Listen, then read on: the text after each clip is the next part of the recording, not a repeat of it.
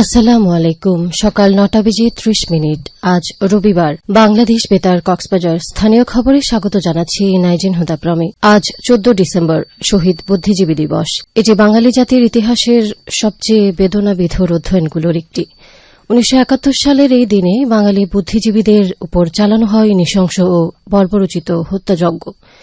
৭১-এর ৯ মাসের রক্তক্ষয়ী মুক্তিযুদ্ধ যখন বিজয়ের দ্বারপ্রান্তে, ঠিক তখনই স্বাধীনতার সূর্য ওঠার আগ মুহূর্তে পাকিস্তানি হানাদার বাহিনী ও তাদের সহযোগীরা পরিকল্পিতভাবে বাঙালি জাতিকে মেধাশূন্য করার চেষ্টা চালায়। বিজয়ের মাত্র ২ দিন আগেই জাতির শ্রেষ্ঠ সন্তানদের ধরে নিয়ে গিয়ে হত্যা করা হয়, যেন স্বাধীন বাংলাদেশের ভবিষ্যৎ নেতৃত্ব ও চিন্তাশক্তিকে ধ্বংস করা যায়। এই হত্যাযজ্ঞের শিকার হন দেশের খ্যাতিমান শিক্ষাবিদ, সাংবাদিক, সাহিত্যিক, চিকিৎসক, প্রকৌশলী, বিজ্ঞানী, আইনজীবী, শিল্পী, ক্রীড়াবিদ, সরকারি কর্মকর্তা, দার্শনিক ও রাজনৈতিক চিন্তাবিদরা। শহীদ বুদ্ধিজীবীদের প্রতি গভীর শ্রদ্ধা জানিয়ে দেয়া এক বাণীতে প্রধান উপদেষ্টা প্রফেসর ড মোহাম্মদ ইউনূস বলেছেন, শহীদ বুদ্ধিজীবীরা ছিলেন পাকিস্তানি শোষক গোষ্ঠীর বিরুদ্ধে আমাদের বুদ্ধিবৃত্তিক লড়াইয়ের সম্মুখ সারির যোদ্ধা।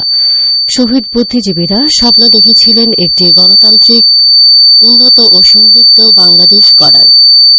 জুলাই গণঅভ্যুত্থানের মাধ্যমে গঠিত বর্তমান অন্তর্বর্তীকালীন সরকার সমগ্র জাতিকে সাথে নিয়ে তেমনি একটি বৈষম্যহীন, ন্যায়ভিত্তিক নতুন বাংলাদেশ গড়ার কাজ শুরু করেছেন। আসন্ন ত্রয়োদশ জাতীয় সংসদ নির্বাচনের মনোনয়নপত্র সংগ্রহ ও জমাদান, জামানত জমা, প্রস্তাবকারী সমর্থনকারীর যোগ্যতা, রাজনৈতিক দলের প্রার্থী মনোনয়ন, মনোনয়নপত্র বাছাই, প্রার্থিতা প্রত্যাহার এবং বৈধ প্রার্থীর তালিকা প্রকাশ সহ বিভিন্ন বিষয়ে একটি পরিপত্র জারি করেছে নির্বাচন কমিশন ইসি। গতকাল ইসি সচিবালয়ের উপসচিব মোহাম্মদ মনির হোসেন স্বাক্ষরিত এই পরিপত্র জারি করা হয়।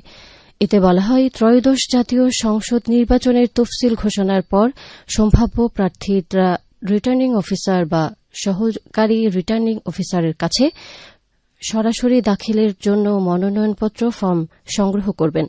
ইতোমধ্যে এসব ফর্ম ও প্রয়োজনীয় সামগ্রী সিনিয়র জেলা নির্বাচন কর্মকর্তা ও জেলা নির্বাচন কর্মকর্তাদের কাছে পাঠানো হয়েছে। এ ফর্ম বিতরণের জন্য আলাদা রেজিস্ট্রার সংগ্রহ করতে হবে। সংবিধানের ৬৬ অনুচ্ছেদ ও গণপ্রতিনিধিত্ব আদেশ ১৯৭১-এর ১২ অনুচ্ছেদ অনুযায়ী যোগ্য ব্যক্তিরা যথাযথভাবে পূরণ করা মনোনয়নপত্রের সঙ্গে প্রয়োজনীয় কাগজপত্র সংশ্লিষ্ট রিটার্নিং অফিসার বা সহকারী রিটার্নিং অফিসারের কাছে জমা দেবেন। নির্ধারিত সময়ের মধ্যে যে কোনো দিন সকাল ৯টা থেকে বিকেল ৫টা পর্যন্ত মনোনয়নপত্র দাখিল বা জমা দেওয়া যাবে। মনোনয়নপত্র দাখিলের সময় প্রার্থীকে ৫০,০০০ টাকা জামানত জমা দিতে হবে। এছাড়া নির্বাচন সংক্রান্ত আরও বেশ কিছু নির্বাচন বিধি পরিপত্রে উল্লেখ করা হয়।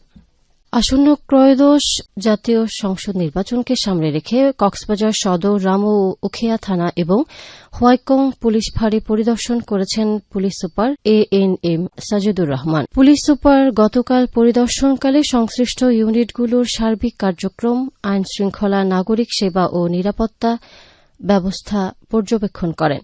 বিশেষভাবে আসন্ন ত্রয়োদশ জাতীয় সংসদ নির্বাচনকে সামনে রেখে সম্ভাব্য যেকোনো অপ্রীতিকর পরিস্থিতি প্রতিরোধে সর্বোচ্চ সতর্কতা অবলম্বন এবং প্রয়োজনীয় সব ধরনের প্রস্তুতি গ্রহণ, অপরাধ প্রতিরোধ, মাদক বিরোধী ও অস্ত্র উদ্ধার কার্যক্রম জোরদার এবং জনগণের আস্থা বৃদ্ধিতে জনমুখী পুলিশিং আরও কার্যকর করার জন্য তিনি প্রয়োজনীয় নির্দেশনা প্রদান করেন।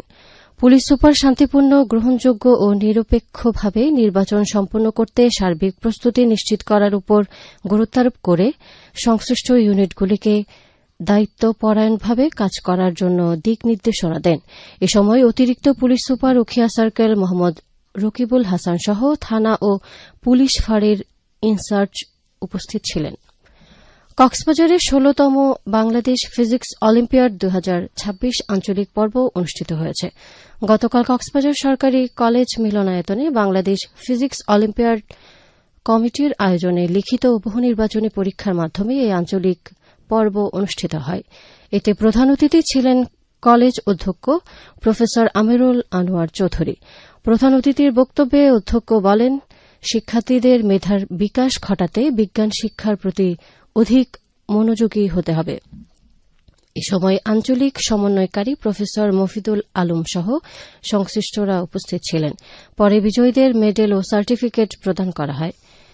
এবার 2 শতাধিক পরীক্ষার্থীর মধ্যে কক্সবাজার অঞ্চল থেকে 20 জন প্রতিযোগী জাতীয় পর্যায়ে অংশগ্রহণের সুযোগ পাচ্ছে বলে জানান আয়োজকরা। উখিয়ায় ভেজাল ও মেয়াদোত্তীর্ণ পণ্য বিক্রি এবং হোটেলে পচাবাসী খাবার সংরক্ষণ ও অপরিচ্ছন্নতার অভিযোগে 4টি প্রতিষ্ঠানকে 30,000 টাকা জরিমানা করেছে জাতীয় ভোক্তা অধিকার সংরক্ষণ অধিদপ্তর।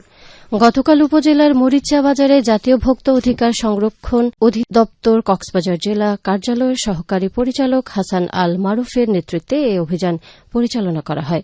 অভিযানকালে নকল পণ্য বিক্রি ও মেয়াদোত্তীর্ণ মালামাল সংরক্ষণের অভিযোগে বিভিন্ন প্রতিষ্ঠানকে জরিমানা করা হয়। অভিযানের উপজেলার নিরাপদ খাদ্য পরিদর্শক সহ সংশ্লিষ্ট কর্মকর্তা উপস্থিত ছিলেন। টেকনাফ উপজেলার সমুদ্রবেষ্টিত ইউনিয়নগুলোতে শুটকি উৎপাদন চলছে পুরোমাত্রায়। জেলেরা বিভিন্ন স্থান থেকে কাঁচা মাছ সংগ্রহ করে মাচায় এসব মাছ শুকানোর কাজে ব্যস্ত সময় পার করছেন। টেকনাফ উপজেলা মৎস্য কর্মকর্তা মোহাম্মদ দেলোয়ার হোসেন জানান, উপজেলার বাহাতছড়া সদর, সাবরাং ও সেন্ট মার্টিন ইউনিয়নে শুটকি উৎপাদনের ধুম পড়েছে। আবহাওয়া মাছ আহরণের অনুকূলে থাকায় জেলেদের জালে প্রচুর মাছ ধরা পড়ছে। এছাড়া মাছের দাম কম হওয়ায় শুটকি উৎপাদনকারী জেলেরা বিভিন্ন প্রজাতির মাছ ক্রয় করে শুকাচ্ছে। তিনি বলেন, চলতি মৌসুমে 50,000 মেট্রিক টন শুটকি উৎপাদনের লক্ষ্যমাত্রা নির্ধারণ করা হয়েছে, যা গত বছরের চেয়ে 5 মেট্রিক টন বেশি। মহান বিজয় দিবসকে ধারণ করে সাংবাদিক সংসদ কক্সবাজারের আয়োজনে অনুষ্ঠিত হয়েছে প্রীতি ফুটবল ম্যাচ। গতকাল বীরশ্রেষ্ঠ রুহুল আমিন স্টেডিয়ামে প্রয়াত সাংবাদিক এস.এম. সৈয়দুল্লাহ আজাদ স্মরণে এই প্রীতি ম্যাচ অনুষ্ঠিত হয়। সাংবাদিকদের অংশগ্রহণে 40 মিনিটের এই ম্যাচে আক্রমণাত্মক ফুটবল উপহার দিয়ে সোনাদিয়া ফুটবল একাদশ 2-1 গোলে সেন্ট মার্টিন ফুটবল একাদশকে হারিয়ে জয় তুলে নেয়। খেলা শেষে উভয় দলের হাতে পুরস্কার তুলে দেন জেলা ক্রীড়া কর্মকর্তা মোহাম্মদ আলাউদ্দিন। তিনি বলেন, এই প্রীতি ম্যাচ শুধু একটি খেলা নয়, এটি সাংবাদিকদের বন্ধন সৌহার্দ্য ধরে রাখার একটি সুন্দর মাধ্যম। এ সময় জেলা ক্রীড়া সংস্থার নেতৃত্ববৃন্দ সহ ক্রীড়া সংশ্লিষ্টরা উপস্থিত ছিলেন। আবহাওয়া এখন জানিয়ে দিচ্ছি বাকখালী নদীর মোহনা ও সংলগ্ন এলাকার সামুদ্রিক জোয়ার ভাটার সময়সূচি। আজ ভাটা শুরু হয়েছে সকাল 6টা বেজে 1 মিনিটে, চলবে দুপুর 12টা বেজে 33 মিনিট পর্যন্ত। জোয়ার শুরু হবে দুপুর 12টা 33 মিনিটে, চলবে সন্ধ্যা 7টা 7 মিনিট পর্যন্ত। খবর শেষ হল। আমাদের পরবর্তী খবর প্রচারিত হবে দুপুর 2টা বেজে 30 মিনিটে।